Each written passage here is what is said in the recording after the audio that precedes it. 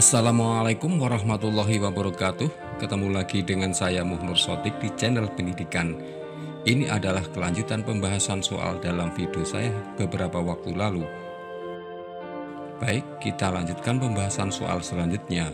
Soal nomor 15 berkaitan dengan isi paragraf pidato, yaitu masalah yang diungkapkan dalam pidato. Kalimat soalnya sebagai berikut. Tawuran remaja masih sering terjadi. Tawuran menjadi salah satu bukti kenakalan remaja. Tawuran terjadi karena remaja mencari jati diri. Mereka ingin diakui, oleh karena itu mereka keluar di jalanan. Tawuran yang mereka lakukan meresahkan masyarakat. Luka hingga risiko kematian menjadi akibat buruk tawuran. Masalah yang diungkapkan dalam kutipan pidato tersebut adalah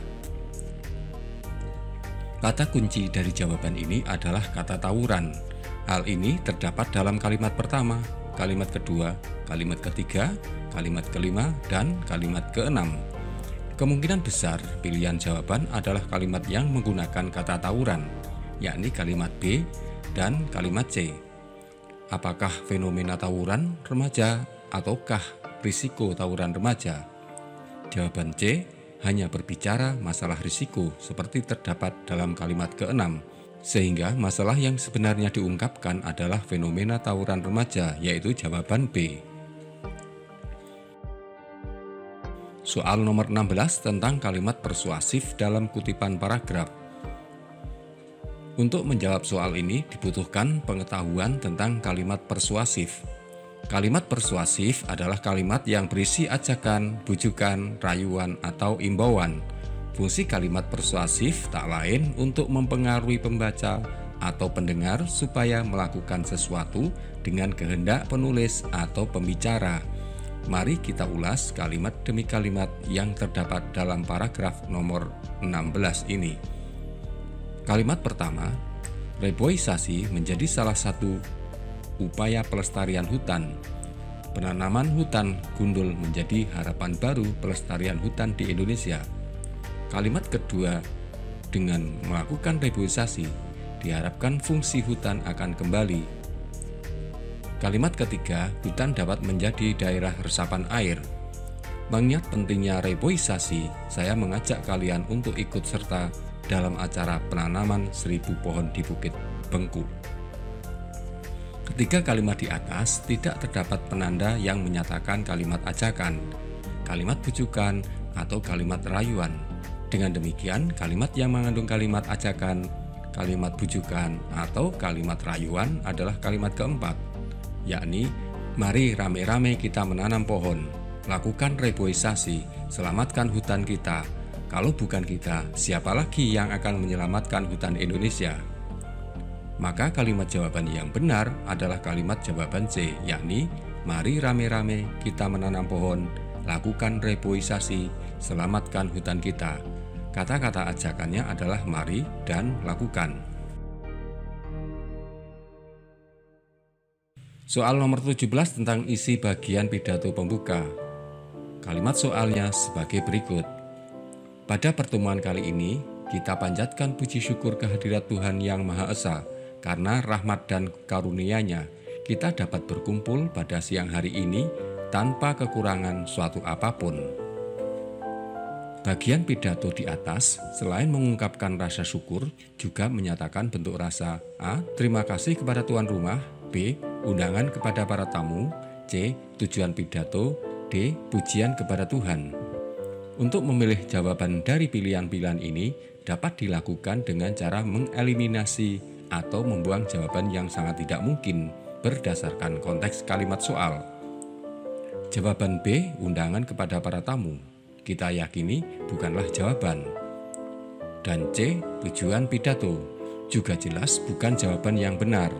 Ada kemungkinan jawaban terdapat pada pilihan A, terima kasih kepada tuan rumah, dan jawaban B, pujian kepada Tuhan. Teks kalimat soal tidak ada petunjuk berisi ucapan terima kasih kepada tuan rumah. Dengan demikian, dapat diyakini jawaban yang benar adalah jawaban D, yakni pujian kepada Tuhan. Soal nomor 18 masih tentang bagian pidato. Kalimat soal nomor 18 sebagai berikut. Demikianlah sambutan yang dapat saya sampaikan. Apabila ada salah kata, saya mohon maaf dan terima kasih atas perhatiannya.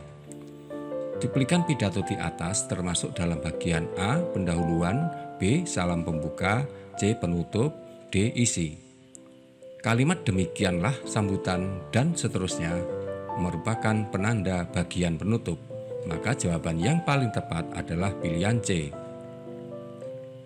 Soal nomor 19 tentang ungkapan dalam pidato. Kalimat soalnya sebagai berikut. Para tamu undangan yang saya hormati, berdirinya saya di sini sebagai wakil teman-teman sekalian untuk menyampaikan beberapa patah kata selama bersekolah di sini. Selama bersekolah di sini, kami diberikan bimbingan oleh Bapak Ibu guru dengan penuh kesabaran.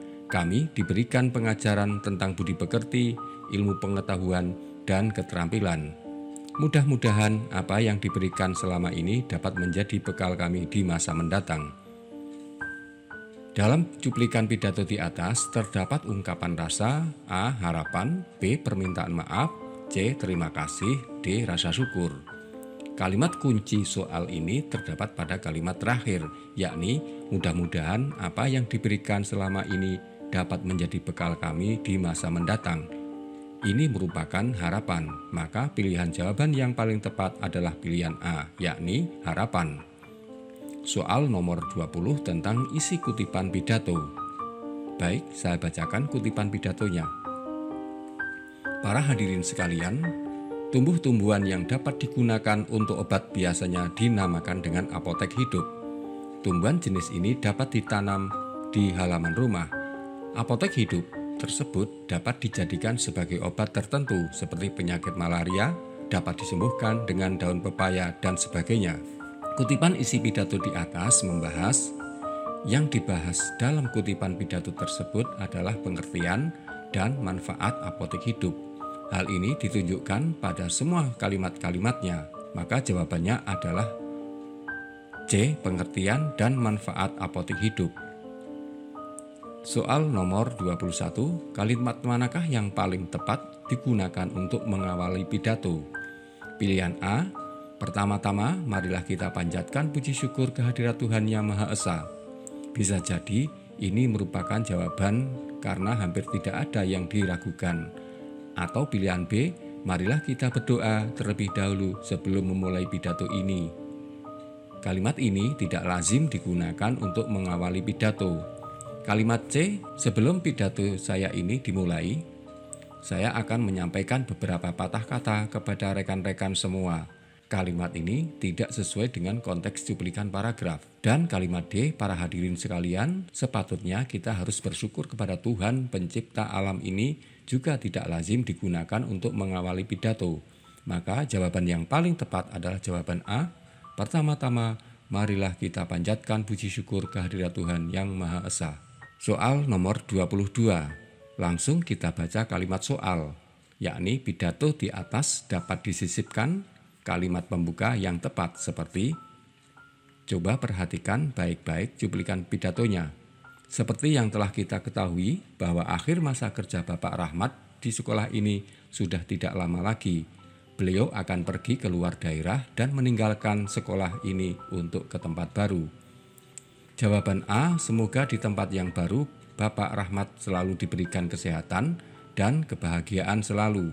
Tidak menunjukkan bahwa Bapak Rahmat akan berada di tempat yang baru.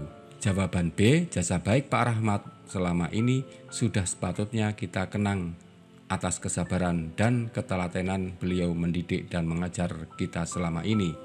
Sesuai dengan konteks bahwa Bapak Rahmat akan mengakhiri masa jabatannya. Maka jawaban C dan D tidak perlu lagi kita baca karena sudah ditemukan jawaban yang sesuai dengan konteks kalimat. Soal nomor 23 menentukan kalimat penutup pidato berdasarkan teks cuplikan. Saya bacakan cuplikannya. Sebelum melakukan pertandingan, marilah kita berdoa terlebih dahulu agar dapat berlangsung dengan sukses dan lancar. Anak-anak yang kami banggakan sebagai atlet, ayolah tunjukkan sportivitas, keterampilan, dan ketangguhan kalian. Apa yang kalian miliki demi mengejar prestasi akan dipertaruhkan di tempat ini. Berjuanglah dengan keras kalian semua. Yang terpenting di sini adalah kebersamaan dan semangat kalian semua. Isi pidato di atas akan lebih cocok diberikan kalimat penutup pidato seperti di bawah ini. Jawaban yang paling tepat untuk soal ini adalah jawaban A, yakni kami ingin mengucapkan selamat bertanding dan semoga kalian semua berjaya. Terima kasih. Soal nomor 24, kalimat pidato yang tepat dari 4 pilihan yang disampaikan dalam acara perpisahan.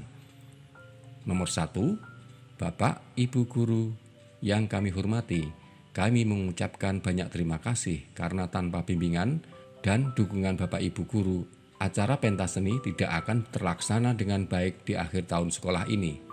Kalimat pidato ini layak disampaikan dalam acara pentas seni. Kalimat nomor 2, teman-teman yang saya cintai, saya di sini mengucapkan terima kasih selaku tuan rumah atas kehadiran rekan-rekan semua.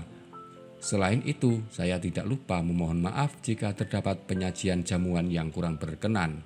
Kalimat pidato ini merupakan acara jamuan makan dalam pesta.